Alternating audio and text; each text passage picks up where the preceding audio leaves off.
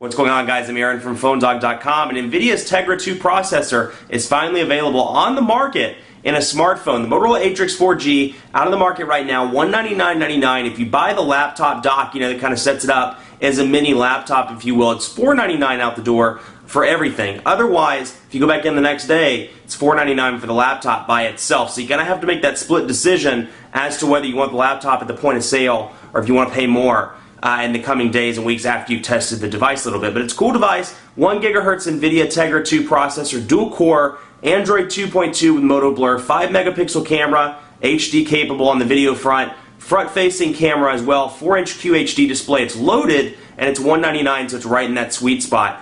Is it the device to have, or should you go with the Inspire, or should you wait for the Thunderbolt, or some of these other devices that are coming out in the first half of 2011? Well, we'll find out in the review. First, special thanks to our friends at Best Buy Mobile. They've given us 2 of these so we can give them away to you in the One Paw Bandit game. When you go in to get this, you don't have to deal with rebates, messy paperwork. You walk out the door paying $199. Enough of that. Let's get into the review.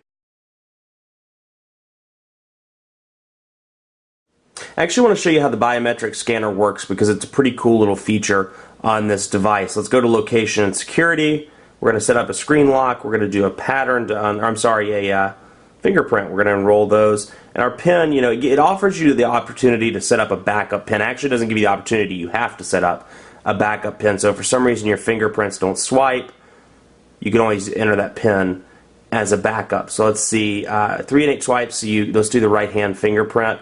Swiping down, swiping down, swiping down. So it read my fingerprint 3 times, so I guess brings the average of that. And let me switch it over to the left hand. Swipe down. Nope, swipe was too short. Good swipe.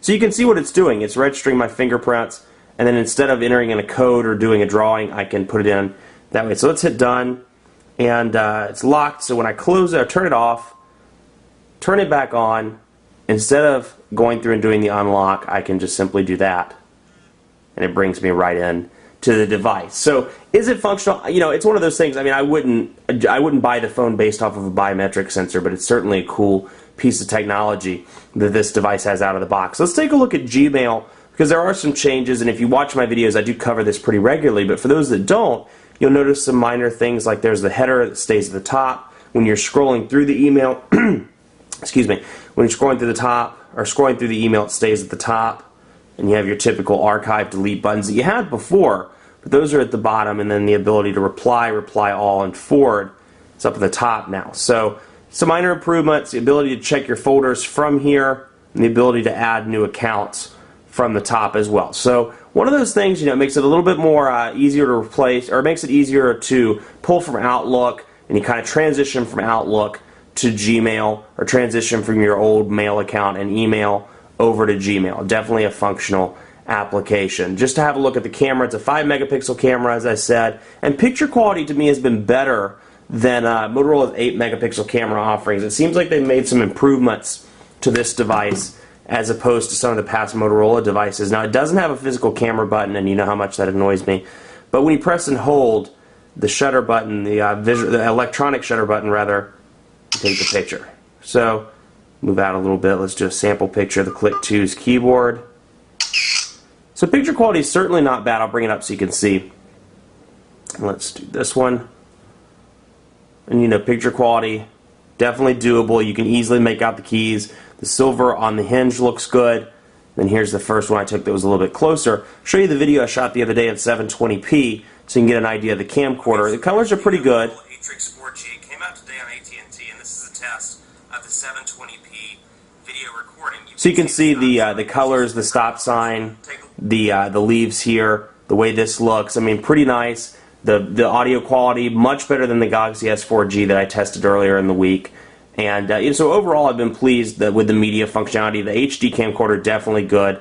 Camera's better. It's still not going to match the iPhone 4 or the Droid Incredible or the Inspire 4G, any of those with HTC's 8 megapixel camera. I still do believe it's better. And then you have the additional front-facing camera for those times you want to take pictures in the front or do some sort of portrait MySpace shots if you want to do those. So we'll jump in here. I'll show you how to access that. Go down here. Bam. Front-facing camera. Who's that awesome-looking guy? Actually, I pointed the wrong way. Who's that awesome-looking guy? It's Aaron Baker. So we pull back, and then you can jump very easily back to the rear camera. Let's take a look at quadrant standard scores, and I don't want to spoil it because the quadrant standard scores are absolutely amazing on this device. I didn't mean to hit speed test. I meant it's quadrant standard.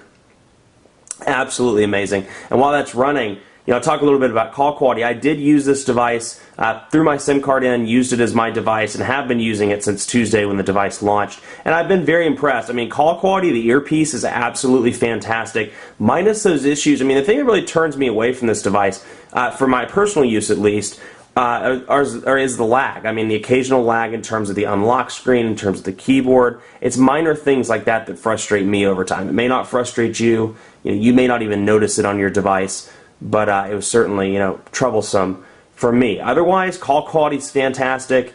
Data speeds are fantastic. My callers heard me very well, reported awesome results on their end.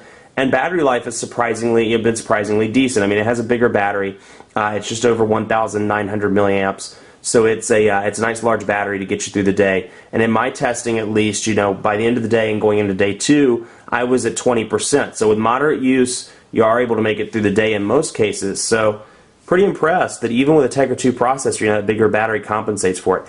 Here's the score, 2,086, and that's actually the lowest score I've seen on this device, 2,086. I pulled a 2,700 score the other day. It averages between 26 and 2,800. So fantastically fast. I mean, the Inspire in comparison is 1,800, between 1,800 and 1,850. So very fast device, and I've been impressed. Let's take a look at speed test before we sign off. All right, let's load this sucker up, begin the test, and get an idea. Now, like I said, I haven't been getting HSPA plus speeds, at least nowhere near what they should be, in my opinion.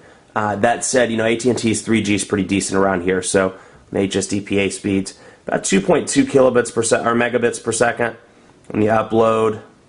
A little bit slower, but this gives you an idea, and we'll see the results in just a second after this. 2.2 megabits per second, 330 kilobits per second on the upload, and I forgot that I wiped the device, so there are no results at the moment other than that one. Let's do a second test just to get an idea.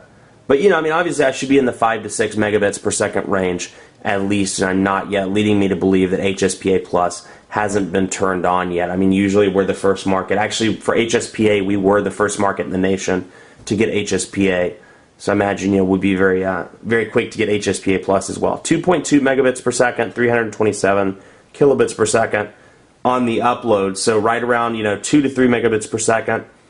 Good, bad, you decide. So, it's one of those things. I've been really impressed with this device, with the exception of the day-to-day lag. I mean, it's a good device. I think it's fast, but it's one of those things, in my opinion, where the specs on paper don't necessarily equate to what it's like in day-to-day use. I mean, the Inspire 4G may be a little bit slower in terms of quadrant standard scores, may have a slower processor on when it comes to technicalities, but it runs faster, in my opinion, in day-to-day stuff. Never lags.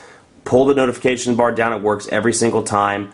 And I don't know how much of that's Moto Blur and how much of that is something else in the device, but it's definitely frustrating. And for a device that's this high spec, that's needless to say, that's pretty frustrating. Much more coverage to come on the Motorola Atrix 4G on PhoneDog.com. We have dogfights tomorrow. It's going to be an Atrix 4G versus Inspire 4G dogfight and much more, so keep it locked on the site for continuing coverage. Be sure to like us on Facebook as well, Facebook.com/PhoneDog. We're giving away more stuff in the coming days, weeks, and months. Be sure to like us, Facebook.com/PhoneDog, and stay tuned for that. Follow me on Twitter as well, PhoneDog_Aaron. Let me know what you think of the Atrix. Let me know if you've had any problems with lag, any issues like that, or for any questions, feel free to hit me up. PhoneDog_Aaron. Thanks so much for watching.